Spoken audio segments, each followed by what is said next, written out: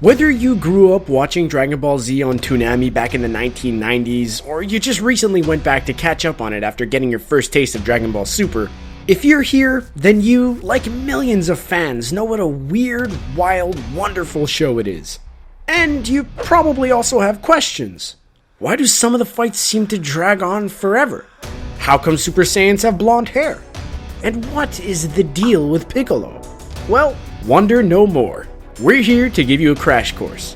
Here are 10 amazing Dragon Ball Z facts you probably didn't know. Blonde hair meant less work. Super Saiyans may vary in height, age, and personality, but they all have a few things in common. Incredible strength, a golden aura, and fabulous blonde hair. What you might not know is that the bright yellow updos were originally just a time-saving design choice for the team that put out the Dragon Ball manga. In the black and white comics, blonde hair is represented by blank white space, meaning it doesn't have to be painstakingly inked in like a Saiyan's normal, non-super jet black hair. The fact that this shortcut eventually became an iconic look for the series is just a nice bonus. Goku always sounds the same in Japan. In the world of English DBZ subs, protagonist Son Goku is notorious for having been voiced by a staggering total of 12 different voice actors over the years. More people than you can count on both your hands.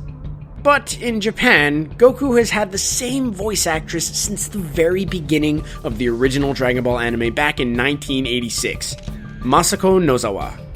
A living legend in her home country, she is now 80 years old and still voicing Goku and almost all of his relatives for Dragon Ball Super. In fact, Nozawa has been in this line of work for more than 50 years. Her first anime voice acting role was for the now classic Astro Boy back in 1963. DBZ has been publicly funded. Popular though Dragon Ball Z may be in North America, it's a legitimate phenomenon in its home country. So maybe it's no surprise then that Japan once provided a government grant of public funds to help finance a DBZ movie. The movie in question? 2013's Dragon Ball Z Battle of the Gods, which ended up being the first theatrically released Dragon Ball Z film in nearly 2 decades, and which is generally credited with rekindling interest in the series and kickstarting Dragon Ball Super.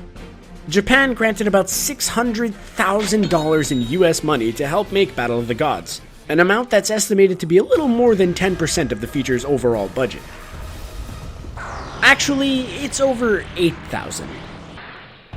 Even people who've never seen Dragon Ball Z have probably heard someone yell, "It's over 9,000! It's over 9,000!" in a tone of exaggerated disbelief.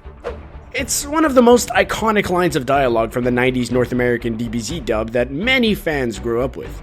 But the 9,000 figure that achieved everlasting fame as an internet meme back in the mid-2000s was actually changed from the original numbers seen in the manga. What's more, nobody's really sure if the switch from 8,000 to 9,000 was a stylistic decision or just a mistranslation. In any case, superfans know that later English dubs of the show have corrected this figure, but we think everyone can agree that it's over 8,000 just doesn't have the same ring to it. The anime is just like the manga, except when it catches up. The Dragon Ball Z anime was produced Game of Thrones or Attack on Titan style, with animated episodes coming out right alongside the manga while creator Akira Toriyama was still writing it. Unlike either of those shows though, DBZ didn't just go on hiatus while waiting for Toriyama to finish, nor did it head down its own path while waiting for his input. Instead, the animators made up one-off stories and side stories to fill in the space and stall for time, picking back up with the main story once it had been written. This is why, for example, Goku and Piccolo decide to get their driver's licenses for no real reason at one point in the show, and why the infamous Namek saga was so mind-bogglingly long, with around 4 solid hours of fighting between Goku and Frieza alone, because Toriyama hadn't finished writing the end of that story by the time the show got there. Forgot about launch. DBZ creator Akira Toriyama, like many of Japan's most famous mangaka, is a prolific writer who seems to be most at home when he's in motion, working on one of his stories. He doesn't slow down for much of anything.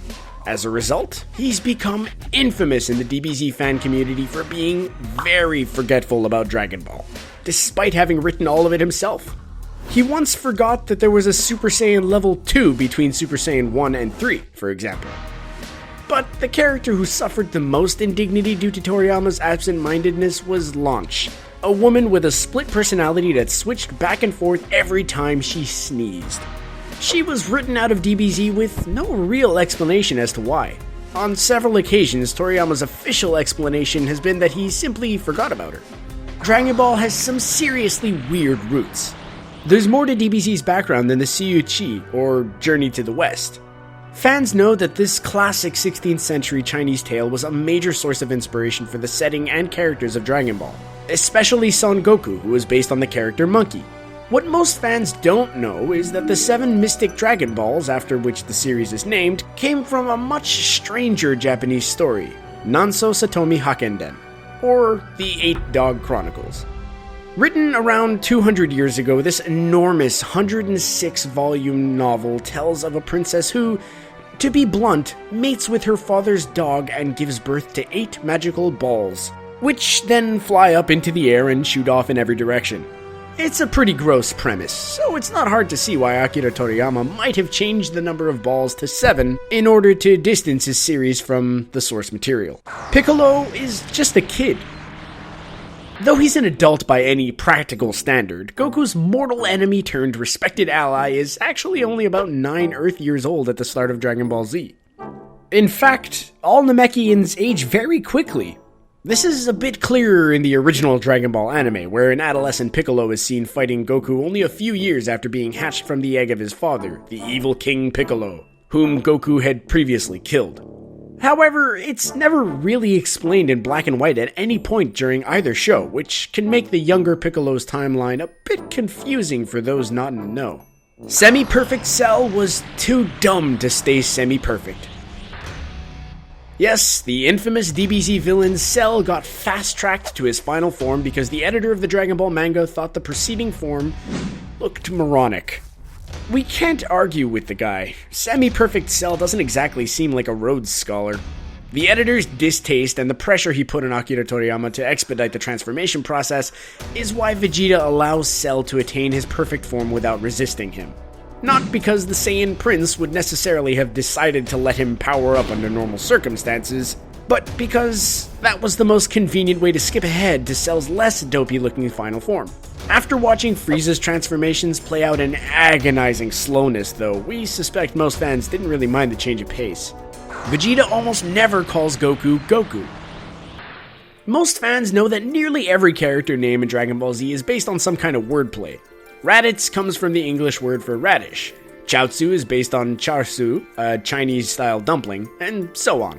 Obviously, Vegeta falls into this category as well, but Son Goku is more of a stretch, mostly based on Sun Wukong, Monkey's name in Journey to the West. Vegeta, however, almost completely refuses to acknowledge Goku's Earth name, instead referring to him by his Saiyan birth name, Kakarot, which is a play on the word carrot.